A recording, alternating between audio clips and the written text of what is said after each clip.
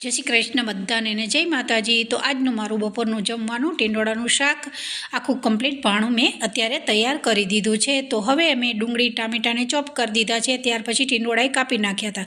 હવે ટીંડોળાને તેલમાં 1 ચમચી નાખી અને શેકી નાખ્યા હતા। શેકાઈ ગયા પછી આ રીતે ફરી 2 ચમચી તેલ નાખ્યું છે, રાઈ જીરું નાખ્યું, મરચાં નાખ્યા, ડુંગળી ટામેટાં નાખ્યા છે, બધું તેલમાં સતરાઈ જાય ત્યાર પછી આપણે હવે અહીંયા મસાલો કરવાનો છે। મસાલામાં રૂટિંગ જ મસાલા કર્યા છે, મીઠું, મરચું, ધાણા જીરું, હળદર અને જે ટીંડોળા શેકાઈ ગયેલા છે તેલમાં એ ફરી આપણે મસાલા જોડે આ રીતે મિક્સ કરી દેવાના છે। થોડું પાણી નાખી અને સાઈડમાં થવા દેવાનું, 5 મિનિટ થવા દેશો તો શાક તૈયાર કમ્પ્લીટ થઈ જાય છે। સાઈડમાં મેં અત્યારે અહીંયા રોટલી બી તૈયાર કરી દીધી છે। રોટલી બની ગયા પછી ઉપરથી થોડું આ રીતે ઘી લગાવ્યું છે। આ મેં જે સંતરામાંથી બનતો હલવો તૈયાર કર્યો છે, વિધિ કિચન ઉપર લગભગ તમે 2 દિવસમાં જોઈ શકશો। તો આ મારું કમ્પ્લીટ ભાણું તૈયાર થઈ ગયું છે। હલવો છે, શાક છે, ગાજર છે અને રોટલી છે। તો જુઓ એકદમ કમ્પ્લીટ ભાણું